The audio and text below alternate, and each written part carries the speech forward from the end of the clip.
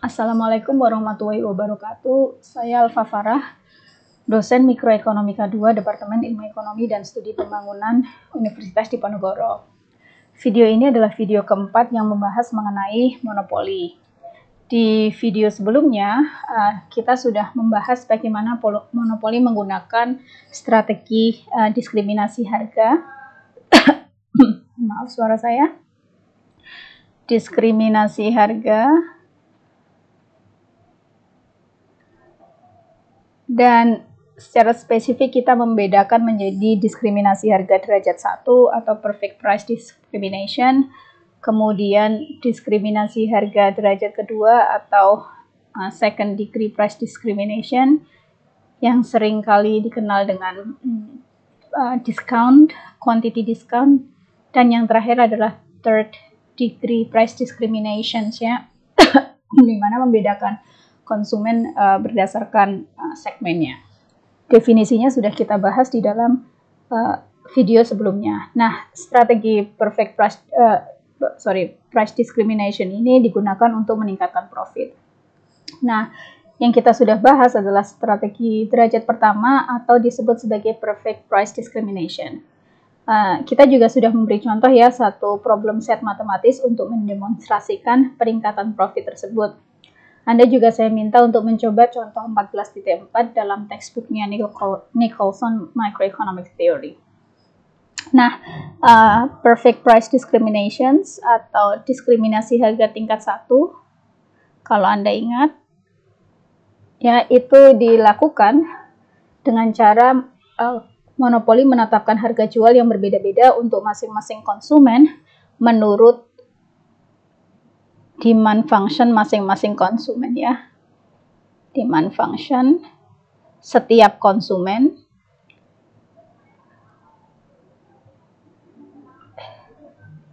consumer atau willingness to pay. Artinya monopoli harus tahu willingness to pay atau fungsi permintaan dari masing-masing konsumen tersebut. Nah, dengan begitu dia bisa meraup keseluruhan consumer surplus. Nah, tentu ini hampir mustahil untuk dilakukan, ya, hampir mustahil untuk dilakukan karena mengetahui willingness to pay masing-masing konsumen tampaknya kok mustahil dilakukan.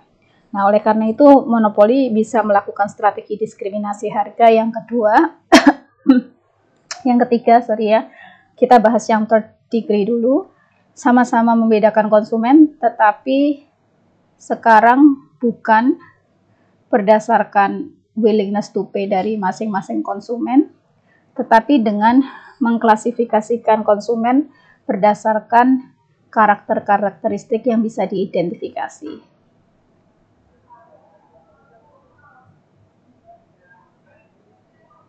Karakter yang bisa diidentifikasi. Misalnya adalah karakter yang bisa diidentifikasi. Beda antara lansia dan bukan lansia, kemudian beda antara pelajar dan non-pelajar dalam hal misalnya harga tiket bis atau harga tiket taman pariwisata yang membedakan antara domestik dan juga asing. Nah, perbedaan masing-masing konsumen dalam karakter dan klasifikasi yang berbeda tersebut bisa dibedakan berdasarkan nanti elastisitas permintaannya, ya, elastisitas permintaan berdasarkan elastisitas permintaan terhadap harga. Misalnya tadi saya contohkan pelajar, ya, pelajar biasanya kalau naik bis atau di Semarang, Trans Semarang, pelajar dan mahasiswa itu harga tiketnya adalah 1.000, sementara umum harga tiketnya adalah 3.500 atau 4.000 tergantung bagaimana Anda membayarnya. Nah, pelajar dianggap lebih elastis dibandingkan dengan mereka-mereka yang non-pelajar. Nah, konsumen yang lebih elastis ini gitu akan diberi harga logikanya adalah yang lebih rendah karena mereka akan segera merespon ketika terjadi perubahan harga. Harga semakin mahal, mereka mungkin akan mengurangi jumlah barang yang mereka konsumsi. Sementara konsumen-konsumen yang cenderung tidak elastis, mereka akan membayar dengan harga yang lebih tinggi, ya.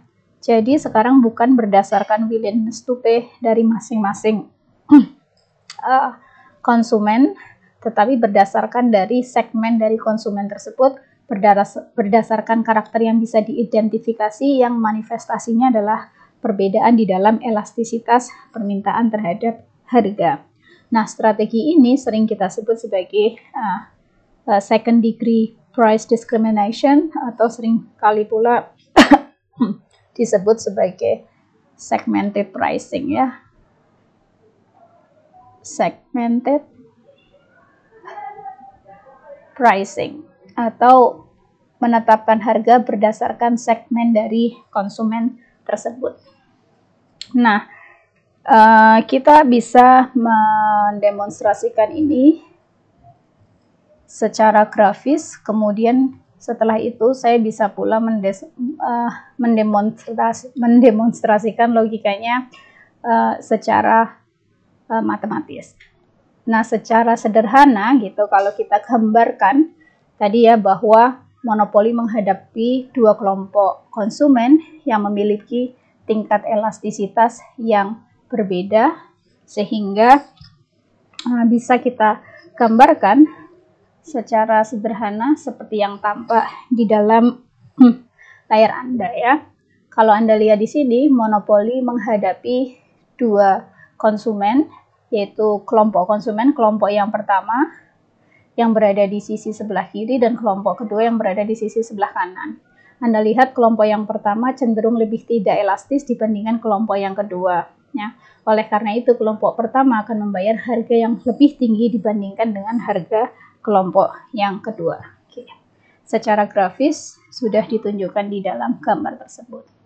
Nah, secara matematis saya akan ilustrasikan sebagai berikut ya.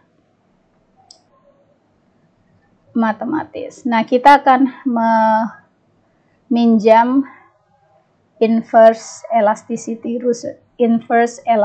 rule yang sudah kita pelajari di video-video sebelumnya. Nah, misal di sini monopoli menghadapi dua segmen konsumen ya. Misalnya adalah dua segmen konsumen, yaitu konsumen I, segmen I, dan konsumen segmen J. Nah, kedua konsumen ini memiliki elastisitas yang berbeda ya. Elastisitas, tentu ada elastisitas I untuk konsumen I, dan kemudian elastisitas J untuk konsumen J. Jangan lupa bahwa elastisitas permintaan tentu tandanya adalah negatif. Di sini kita asumsikan bahwa konsumen C itu lebih elastis dibandingkan dengan konsumen I ya. Nah, misalkan aja misalnya EI-nya adalah -2, sementara EJ-nya adalah -3 ya. Jadi di sini C lebih elastis dibandingkan dengan konsumen I, segmen konsumen I. Nah, kemudian kita tentu si monopoli ingin mendapatkan marginal revenue yang sama di kedua segmen tersebut. Kita tuliskan marginal revenue di I sama dengan marginal revenue di J.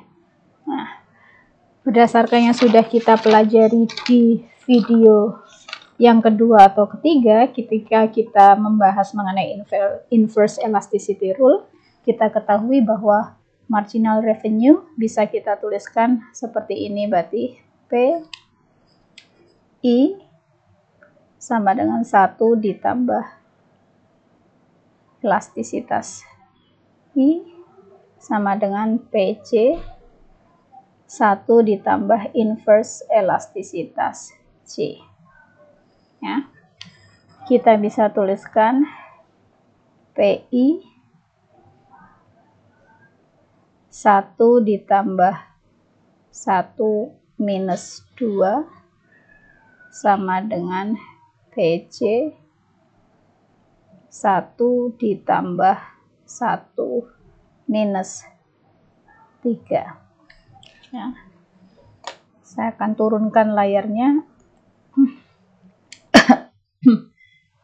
PI sama dengan berarti setengah sama dengan PC kali 2/3. Ya. Berarti di sini kita bisa tuliskan PI per PC sama dengan 4/3, ya. Atau bisa kita ketahui di sini terlihat dengan jelas bahwa harga yang dihadapi oleh konsumen I sini ya, lebih tinggi dari harga yang dihadapi oleh konsumen C, yaitu konsumen I membayar 1/3 dari harga konsumen C, ya. Karena bisa kita tuliskan PI sama dengan 4/3 PC. Nah, di sini jelas ya bahwa kenapa? Karena konsumen I memiliki elastisitas yang lebih tinggi.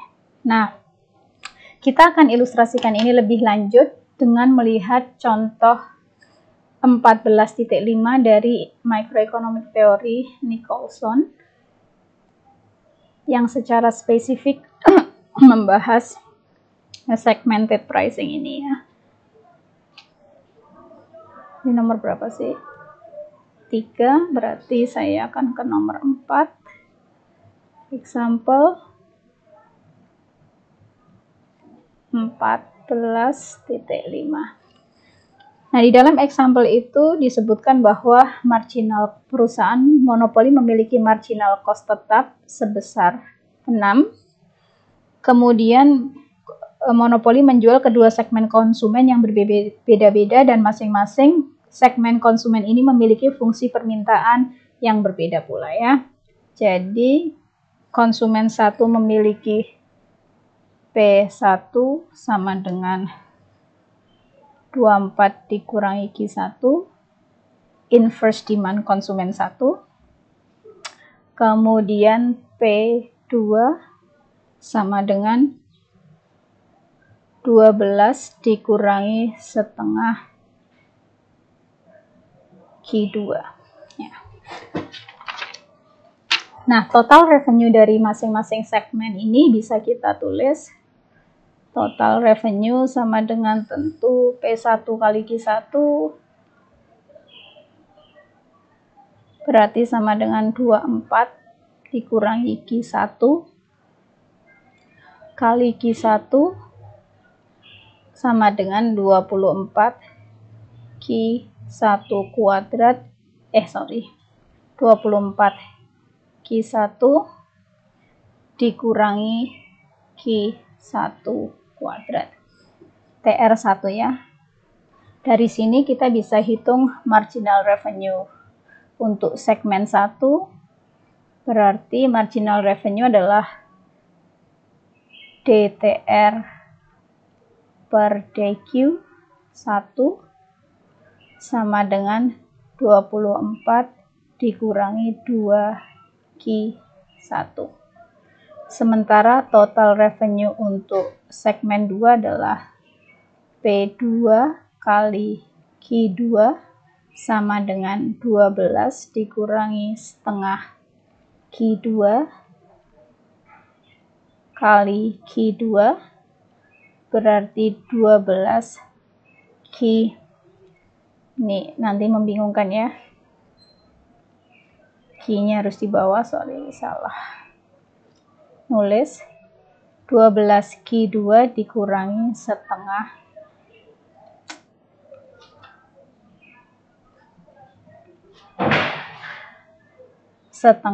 Q2 kuadrat. Dengan begitu, marginal revenue untuk segmen 2 adalah DTR2 per DQ2 sama dengan 12 dikurangi Q2, 12 dikurangi Q2, gitu ya. 12 dikurangi Q2. Nah, kemudian jangan lupa bahwa profit maksimum, profit monopoli maksimum saat MR sama dengan MC, kan ya. Berarti kita bisa cek untuk konsumen 1, segmen 1, MR sama dengan MC, dan tadi MR-nya adalah 24 dikurangi 2Q1, MR1 ya, 2Q1 sama dengan MC-nya tadi konstan yaitu 6, berarti kita dapatkan minus 2Q1 sama dengan minus 18, maka Q1 sama dengan 9. Nah, dengan Q1 sama dengan 9, berapa harga yang harus dibayar oleh konsumen segmen 1 ini? Price-nya tadi adalah 24 dikurangi Q ya, Q1, dan Q-nya kita sudah temukan yaitu 9. Maka harga untuk konsumen 1 adalah 15 ya. Kuantitasnya adalah 9.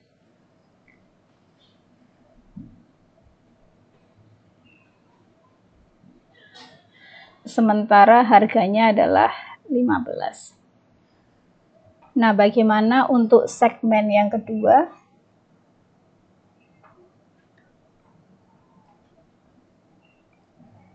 MR2 sama dengan MC. Marginal revenue-nya adalah 12 dikurangi Q2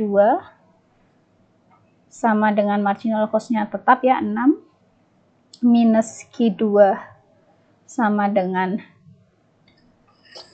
minus 6, maka Q2 equilibrium-nya adalah 6. Bagaimana dengan harganya? Harganya adalah P bintang sama dengan tadi ya 12 dikurangi setengah Q2 sama dengan 12 dikurangi setengah kali 6, maka P2 bintangnya adalah 12 dikurangi 3, 9. Kelihatan ya? Konsumen kedua dengan yang lebih tidak elastis akan membayar dengan harga yang mahal. Nah, kita bisa lakukan simulasi lagi ya. Bagaimana jika misalnya monopoli itu menerapkan harga yang sama, one single price.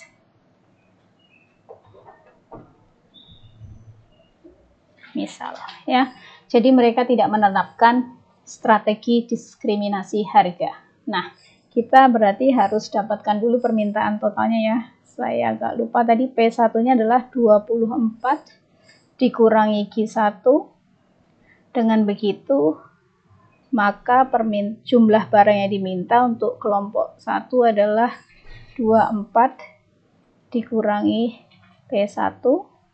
Sementara P2-nya tadi adalah 12 dikurangi setengah Q1 ya. Q2 maaf, maka setengah Q2 sama dengan Q2 sama dengan 12 dikurangi P2 gitu. Maka Q2-nya sama dengan 24 dikurangi 2P2. Nah, permintaan total karena ini menganggap tidak membedakan segmen konsumen ya, permintaan total tentu adalah Q sama dengan Q1 ditambah Q2, berarti 12 dikurangi 24 ya, sama dengan 24. Karena one price berarti kita tidak perlu bedakan P1 plus P1 dan P2. 24 dikurangi 2P2, maka Q-nya adalah 48 dikurangi 3P ya. Atau kalau dalam bentuk inverse demand,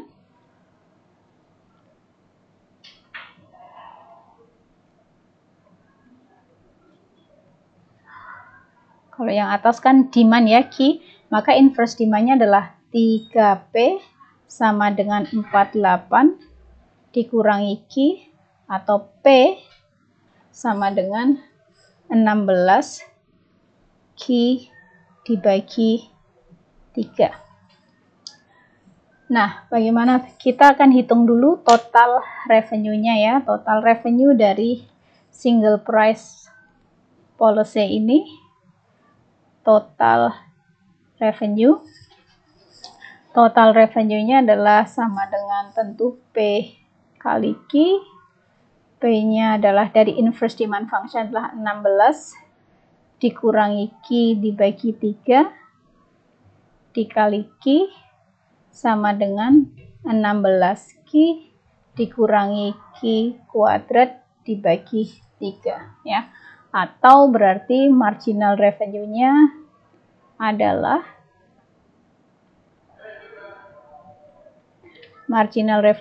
tentu Anda juga ingat marginal revenue itu apa? Yes.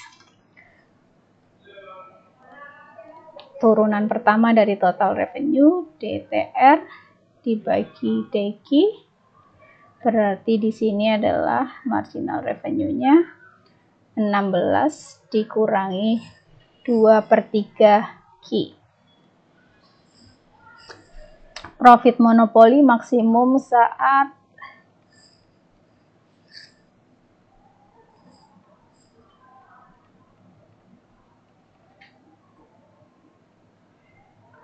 MR sama dengan MC ya. Berarti kita bisa tulis MR-nya adalah 16 dikurangi 2/3 Q. Marginal cost-nya masih sama yaitu 6. Berarti kita dapati minus 2/3 Q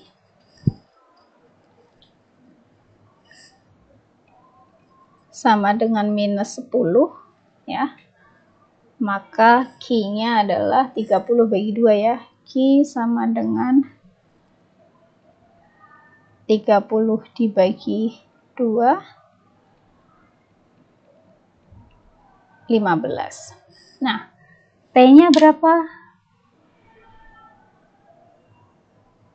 P-nya adalah 16 dikurangi Q/3 tentu ya. Agak nggak urut nih ya, biar ada dalam satu baris, gampang. 16 dikurangi Q bintang per 3 berarti 16 dikurangi 15 sama dengan 11. Kita bisa tuliskan nih. Nah, di sini sudah kelihatan bedanya ya. Anda bisa lihat kalau segmented tadi adalah segmen 1 yang lebih elastis, yang lebih tidak elastis akan membeli sebesar 9 dan membayar sebesar 15. Sementara segmen 2 harganya adalah 9 dan kuantitasnya 6. Ketika menerapkan harga 1, single policy tanpa price discrimination, harganya adalah 11 yang di-charge, kemudian jumlah barang yang diminta yang di pasar adalah 15. Nah, tentu tidak lengkap kalau kita tidak membandingkan profitnya ya. Tadi mungkin ada baiknya saya akan kasih ya. Nomor dulu example 14.5 ya.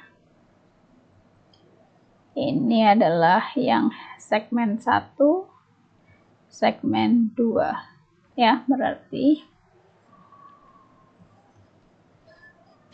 sekarang kita akan bandingkan profit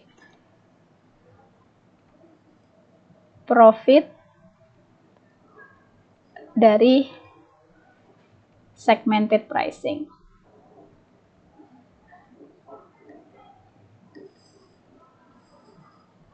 Ya, profitnya tentu penjumlahan dari profit segmen 1 ditambah segmen 2, dan kita tahu profit adalah P1 dikurangi C dikali Q1 ditambah P2 dikurangi C dikali Q2, ya, total revenue dikurangi total cost. Tadi P1-nya adalah 15 dikurangi 6 ya, marginal cost-nya sama. Q1-nya adalah 9, P2-nya tadi adalah 9, marginal cost-nya adalah 6, dan Q2-nya adalah 6. 15 dikurangi 6, 9, 9 kali 9, 81, 9 dikurangi 6, 3, 3 kali 6, 18, berarti profitnya adalah 99.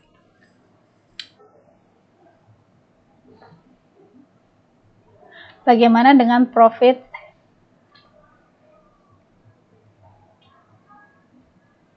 single price policy?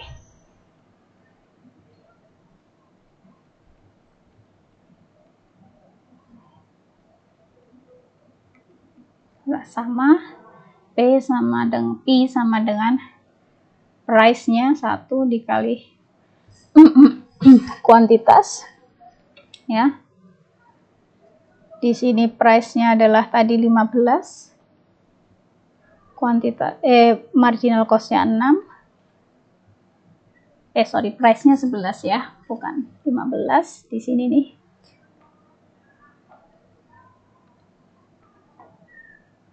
Kemudian kuantitasnya adalah 15.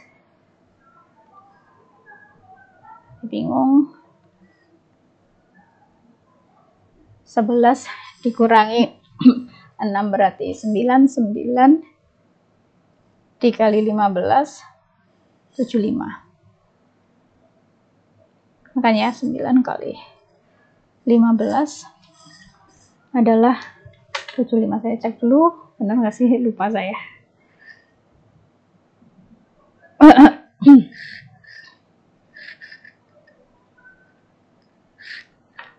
Oh, salah.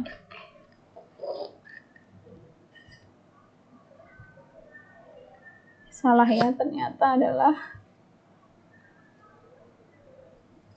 ada yang salah nih. 11 dikurangi 6, 5 dikali 5 dikali 15 adalah 75. Benar ya, 11 kali. Oke. Nah, dari sini kita lihat nih, ternyata profit total ketika melakukan diskriminasi harga berkaitan dengan segmen pasar, ternyata profit yang diterima oleh monopoli itu lebih besar, yaitu 99 dibandingkan dengan 75. Nah, bagian terakhir adalah kalau begitu, karena harganya berbeda-beda nih ya, kita bisa mengukur juga kesejahteraan konsumen dalam bentuk hilangnya consumer surplus atau dalam bentuk ini ya, dead weight loss. Anda bisa bandingkan antara dead weight loss segmen 1, segmen 2, dan juga dead weight loss jika single pricing. Nah, Anda bisa hitung sendiri di rumah, tapi saya akan lihat ilustrasinya dalam gambar sebagai berikut nih.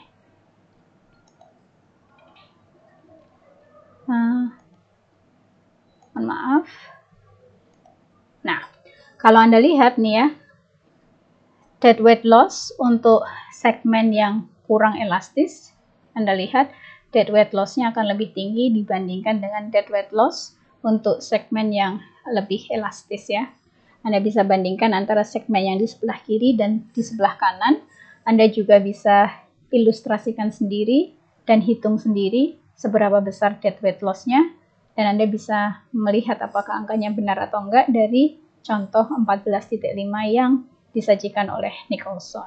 Nah, berarti bagian video kali ini mengenai diskriminasi harga tingkat ketiga atau segmented pricing. Semua materi secara umum sudah saya ringkaskan, tetapi akan saya review sedikit ya. Di awal tadi kita sudah membahas mengenai definisinya. Kemudian kita juga sudah menunjukkan secara matematis bagaimana konsumen-konsumen yang cenderung tidak elastis akan membayar harga yang lebih tinggi. Kemudian kita juga sudah membahas example 14.5 dari Nicholson Microeconomic Theory dengan satu melihat harga dan jumlah barang yang ada di pasar ketika monopoli menetapkan segmented pricing atau diskriminasi harga tingkat 3. Kemudian kita membandingkan pula dengan single price pricing policy, dan yang terakhir kita membandingkan keuntungan antara segmented pricing dan juga single price pricing. Sudah diselesaikan semuanya dalam video ini. Hanya satu yang bisa Anda selesaikan di rumah adalah untuk mengecek perbedaan dead weight loss antara segmen 1 dan segmen 2, dan kemudian bisa pula membandingkannya dengan kondisi monopoli yang tidak melakukan segmented pricing. Terima kasih atas perhatiannya. Kita ketemu lagi di video berikutnya. Wassalamualaikum warahmatullahi wabarakatuh.